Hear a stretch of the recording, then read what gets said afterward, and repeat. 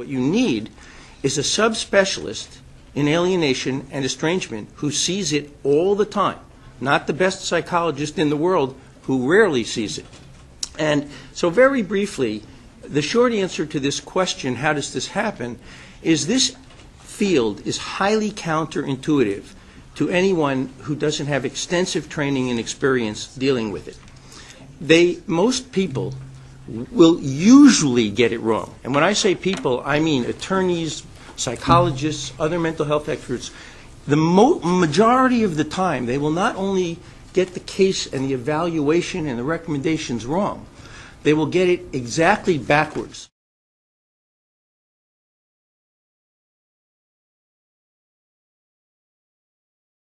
First of all, and think how counterintuitive this is, in an alienation setting, most children will align with the abusive parent. It's like these kids that you find that have been living with their abductors for years and then they resist capture, or Stockholm Syndrome. Very counterintuitive.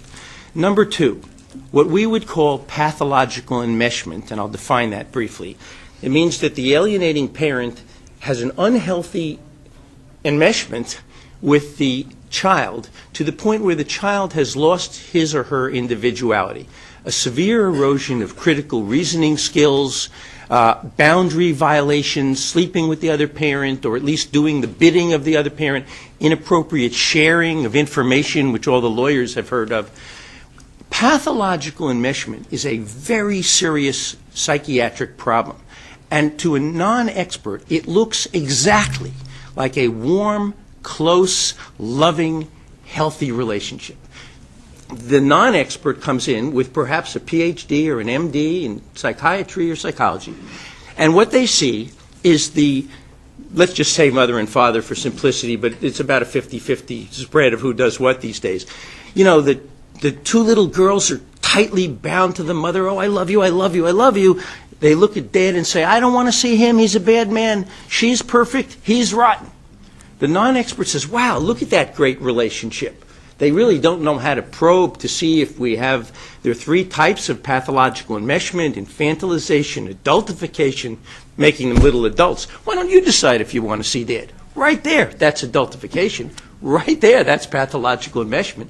So I repeat, pathological enmeshment to a non-subspecialist, to an experienced forensic psychiatrist, looks just like a warm, healthy relationship.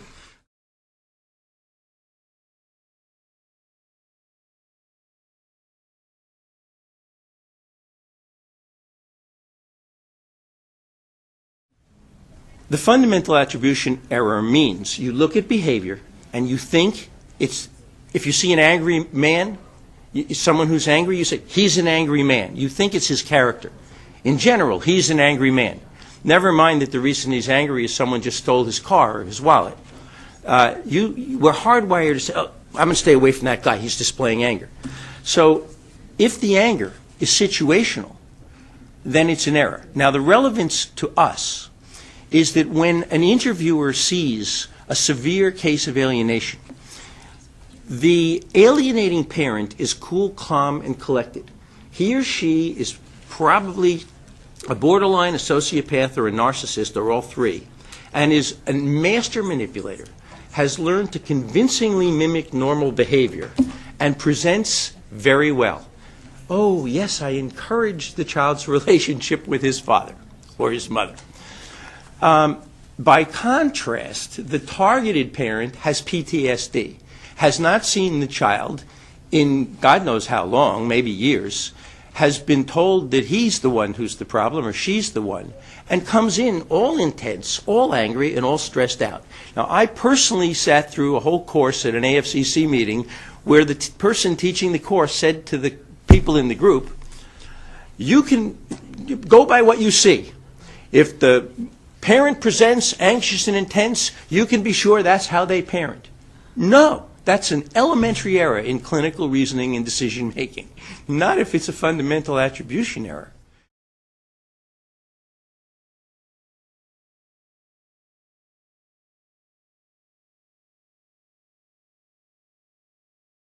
The severe cases are fundamentally different than moderate cases. In a moderate case, it is very reasonable to try to educate the parent to be more cooperative. But in a severe case, where you have what one expert's called an obsessed alienator, that person, with almost 100% certainty, has a severe personality disorder. Normal people just don't do that to their children. And one clue would be that they block access for years on end for trivial, frivolous reasons that you would never block access to your children for.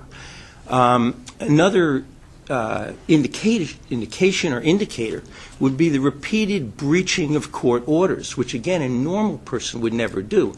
So just to give you a glimpse of the pattern, when you see excuses like they don't like him, they don't want to see him, and I'm not going to force them, you should sit bolt upright in your chair.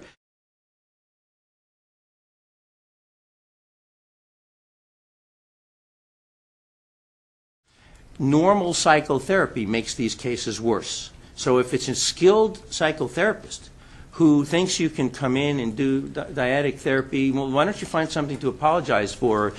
Johnny, how did that make you feel? That's a disaster. Don't try that. Even with a medium case, they will almost always get catastrophically worse. So you have to match the therapist with the kid. That's my answer.